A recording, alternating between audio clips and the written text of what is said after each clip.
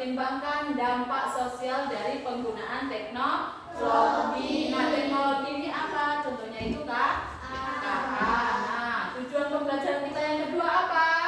Mendorong kreativitas dalam menciptakan solusi teknologi. Nah, selanjutnya kita sebelum mulai belajar, kita escripting dulu. Ibu akan menanyakan sesuatu. Nanti kalian tebak apa yang ibu maksud dari yang ibu kasih clue ini. Kalian tebak jawabannya apa. Nah, teka-teki ringannya seperti ini. Saya bisa bicara. Tetapi saya itu bukan manusia. Saya bisa menjawab ketika ditanya, bisa menjawab. Tetapi saya juga bukan guru. Nah, siapakah saya? Ada yang tahu siapakah saya yang dimaksud dari clue ini? Siapa yang bisa menjawab? Angkat tangannya. Apa? Kamu Yuda? Asisten virtual. Nah, asisten virtual. Saya bisa bicara, tetapi saya bukan manusia. Saya bisa menjawab, tapi saya bukan guru. Apa itu? Asisten virtual. Nah, itulah yang akan kita pelajari hari ini.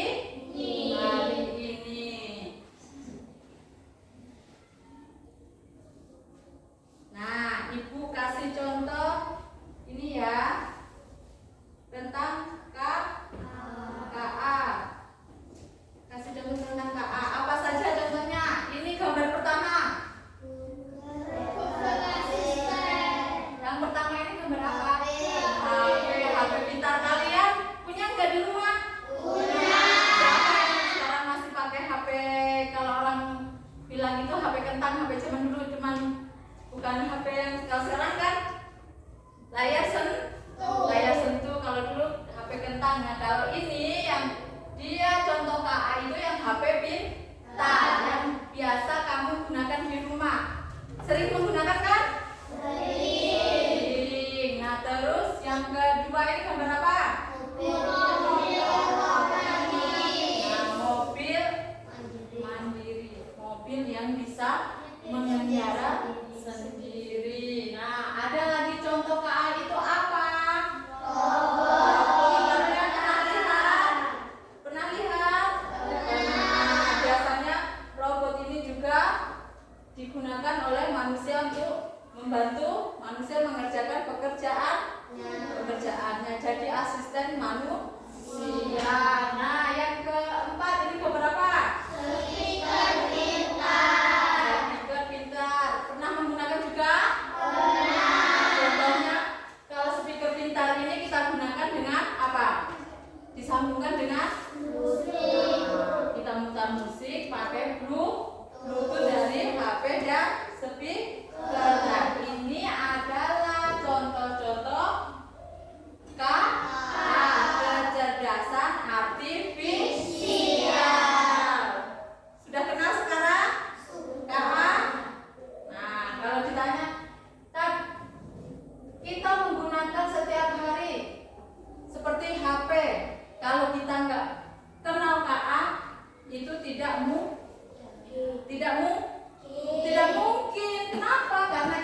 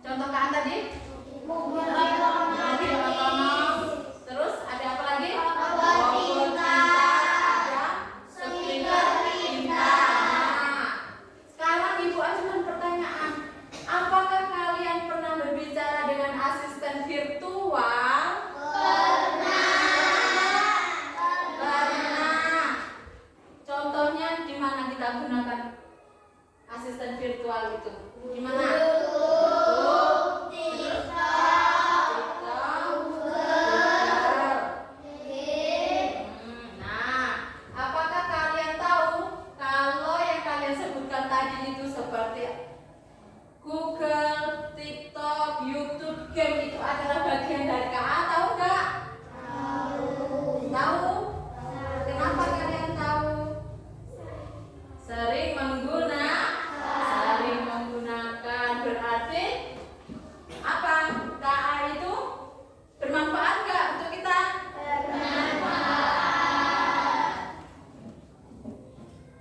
Nah, sekarang kita masuk ke intinya. Apa itu KA? Kecerdasan artifisial itu apa? Teknologi yang membuat mesin atau program komputer bisa berpikir dan belajar seperti manusia. Ingat, KA itu adalah sebuah teknologi. Dia bisa bekerja juga atas perintah dari manusia.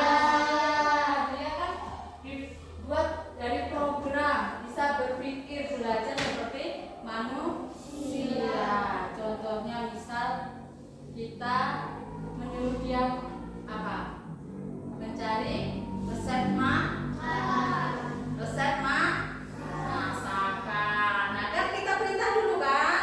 Gak mungkin dia langsung mencari sendiri, ya kan? Berarti KA itu juga atas dasar dari perintah manusia. Nah, paham? Paham apa itu KA? KA tadi apa, ulangi? Teknologi yang membuat mesin atau program komputer bisa berpikir dan belajar seperti manusia. Itu adalah KA. Nah, terus setelah kita tahu KA itu apa, sekarang di mana saja KA itu digunakan? Game, chatbot, YouTube, Google, TikTok. Kalian sering menggunakan? Sering. Apalagi sekarang di era kita ini 2025, teknologi sudah canggih. Contohnya HP, kita mau cari apa di HP? Sudah. Contohnya di aplikasi kuning, tahu aplikasi kuning nggak? Apa aplikasi kuning? Si oren. Aplikasi apa itu? Kamu sering cari apa? Si oren untuk belanja. Itu adalah contoh KA. Kita cuma memerintahkan. Di Shopee kita ketik di pencarian itu, misal mau apa? Mau apa?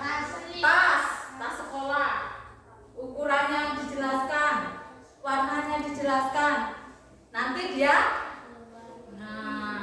tahu-tahu nanti paket, ya kan? Nah, itu adalah karena dari penggunaan KA. Nah, terus kita menggunakan KA itu hampir setiap waktu, setiap hari pasti buka HP, ya kan? Kita sering menggunakan KA, entah buka Google, buka YouTube, TikTok yang sering kan? Nah, dalam penggunaannya itu kita harus tahu ada etikanya. Tahu etika? Etika itu adalah aturan. Ada yang boleh dilakukan, ada yang tidak. Ada yang baik, ada yang tidak baik. Nah, kenapa kita perlu etika dalam penggunaan KA? Kenapa? Kenapa kita perlu etika dalam penggunaan KA? Pengalaman etika digital yang baik akan mampu menurunkan hoaks, perundungan, tindakan rasis, dan kebocoran data pribadi. Nah, kalau kita tahu aturannya, etikanya dalam penggunaan KA, kita bisa menurunkan dampak dari penggunaan yang tidak baik. Contohnya yang sering terjadi itu adalah kebocoran data pribadi. Karena data pribadi bocor, bisa disalahgunakan. Contohnya disalahgunakan untuk apa? Pinjol. Nah, sekarang kan lagi rame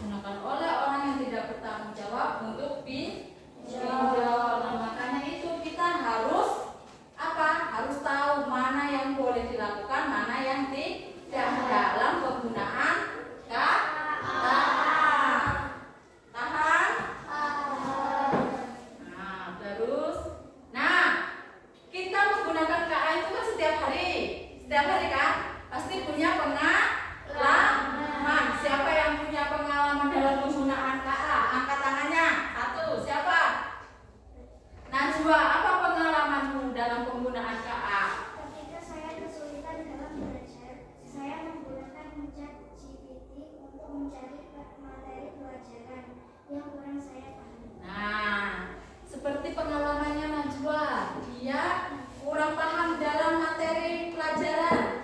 Kita bisa minta bantuan kepada KA mencari materi di apa? KA kita menggunakan apa tadi? ChatGPT. Nah, itu boleh digunakan, tetapi kita juga harus tahu batasannya. Kita boleh menggunakan itu, tapi jangan terlalu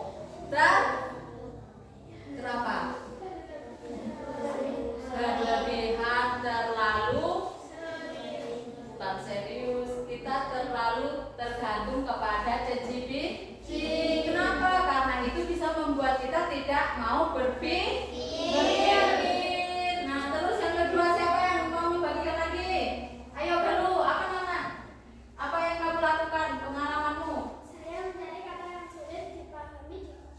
Nah, lalu punya pengalaman, dia pernah menemukan satu kata yang sulit. Dia gunakan Google untuk mencari arti dari kata tersebut. Nah, itu adalah sudah termasuk contoh penggunaan KA. Nah, berarti semuanya sudah berpengalaman menggunakan KA ya. Nah, tapi harus ingat etika dalam penggunaan KA. Ada yang boleh dilakukan, ada yang tidak. Karena apa? Karena nanti kalau kita tidak punya aturan dalam penggunaan KA, bisa terjadi hal-hal yang tidak diinginkan. Nah, sekarang diskusi kelompok. Ibu akan memberi satu kasus tentang penggunaan KA. Nah, kasusnya itu adalah Ani menemukan aplikasi berbasis KA yang bisa menulis tugas sekolah secara otomatis. Contohnya tadi apa? Apa tadi yang digunakan Najwa untuk mencari materi tadi? ChatGPT. Nah, temannya namanya Budi, teman Ani, mengajaknya menggunakan aplikasi itu untuk mengerjakan PR tanpa membaca materi. Ingat, tanpa membaca materi. Ya, tanpa membaca materi. Jadi kita harus apa yang harus kita lakukan dalam kasus ini? Nah, itu silakan diskusikan. Ada pertanyaannya 3 ya. Dari kasus itu, menurut kalian yang pertama, apakah tindakan Budi itu etis atau tidak? Terus mengapa alasannya ya? Terus yang kedua, jika kamu menjadi Ani, apa yang akan kamu lakukan? Jelaskan alasanmu. Apa dampak negatif jika selalu bergantung pada KA untuk mengerjakan tugas? Sudah? Selesai? Ada yang siap untuk membacakan hasil diskusinya? Kelompok 1. Oke, ayo siapa? Wildan. Yang lain dengarkan.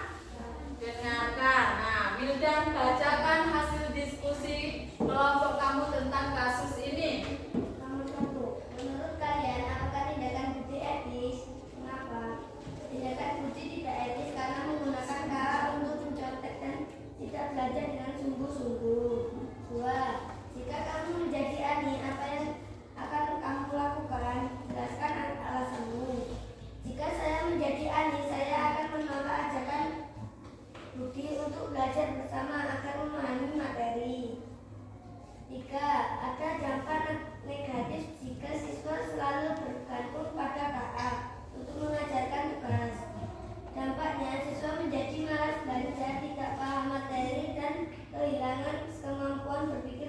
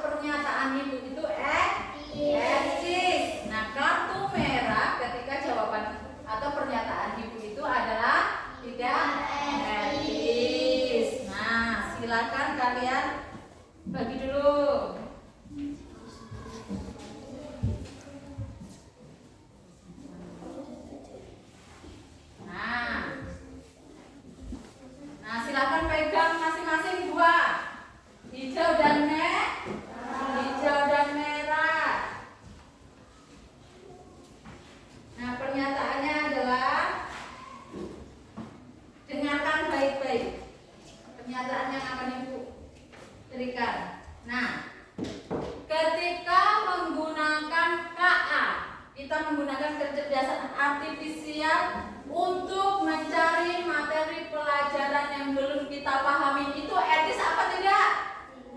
Etis apa tidak? Menggunakan KA untuk mencari materi yang belum kita pahami. Etis apa tidak? Etis. Berarti kartu? Hijau. Siapa yang kartu merah yang bilang tidak etis? Kan kita menggunakan KA untuk mencari materi yang belum kita pahami. Nah, ya, pernyataan yang kedua, kita menggunakan KA untuk mencontek saat ulangan. Itu etis atau tidak? Iya. Nah, berarti paham tentang etika penggunaan KA, mana yang boleh dan mana yang tidak boleh? Paham kan? Paham. Nah, berarti kalau sudah paham, kalau kita lagi menggunakan KA, kita harus selalu mengingat apa itu peraturannya. Jangan sampai kita melakukan atau melanggar sehingga menyebabkan sesuatu yang tidak diinginkan. Paham? Paham tentang KA ini? Nah, selanjutnya, nah, sebelum kita tutup pelajaran kita refleksi dulu.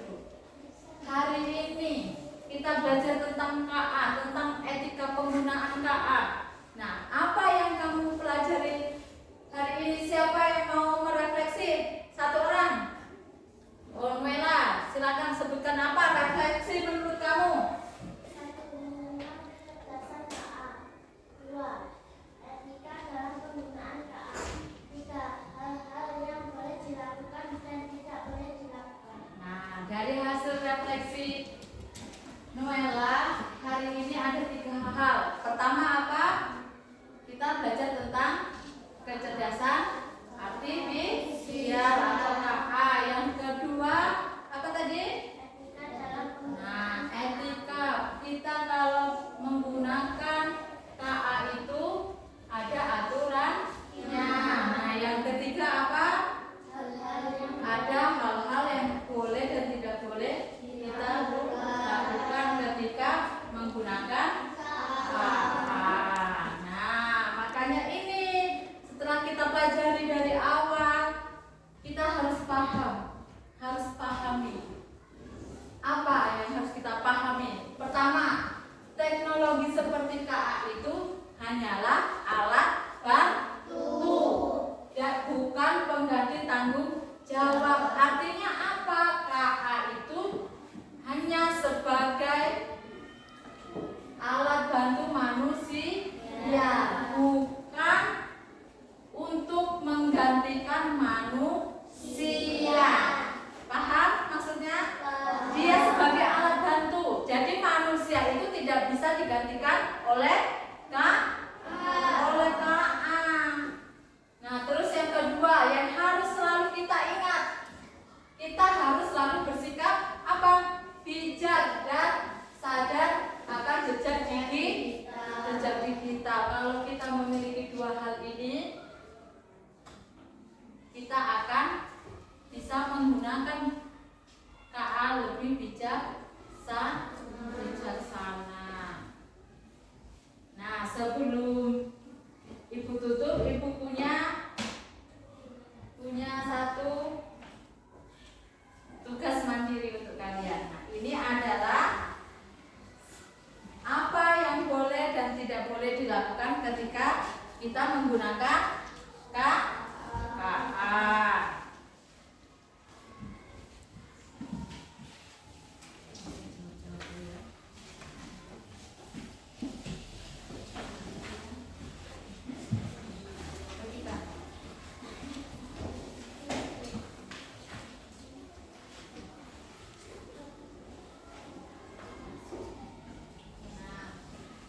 Ini coba kalian lihat. Yang pertama itu memasukkan data pribadi orang lain ke KA tanpa izin. Boleh atau tidak boleh? Kalian tuliskan jawabannya di samping. Terus yang kedua, menggunakan KA untuk mencari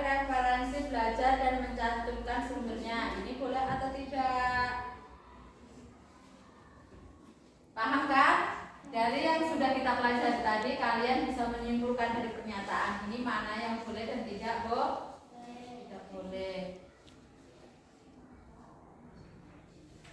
Selesai? Selesai? Nah, selesai kita bahas ya. Kita bahas yang nomor 1, memasukkan data pribadi orang lain ke KA tanpa izin, boleh atau tidak? Tidak. Terus yang kedua, menggunakan KA untuk mencari referensi belajar dan mencantumkan sumbernya, boleh tidak? Boleh. Terus yang ketiga, memberitahu guru bahwa tugas di KA sebagai referensi, boleh tidak? Boleh. Yang keempat, mengubah wajah teman untuk konten lucu dan mengunggah ke media sosial, boleh tidak? Nah, yang kelima, mengandalkan KA sepenuhnya tanpa mengecek kebenaran informasi, boleh tidak? Tanpa mengecek kebenaran informasi, boleh tidak? Nah, paham ya? Sudah paham?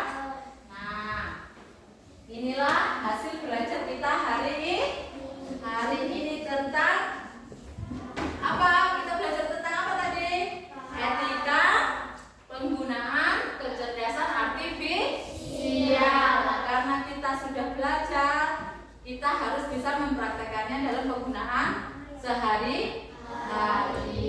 Nah, untuk minggu depan kita masih belajar, kita bertemu lagi ya untuk pelajaran coding dan KA. Untuk hari ini Ibu cukupkan sampai di sini dan Ibu ucapkan terima kasih, selamat siang. Boleh sekarang untuk istirahat. Dirapikan bukunya, boleh istirahat.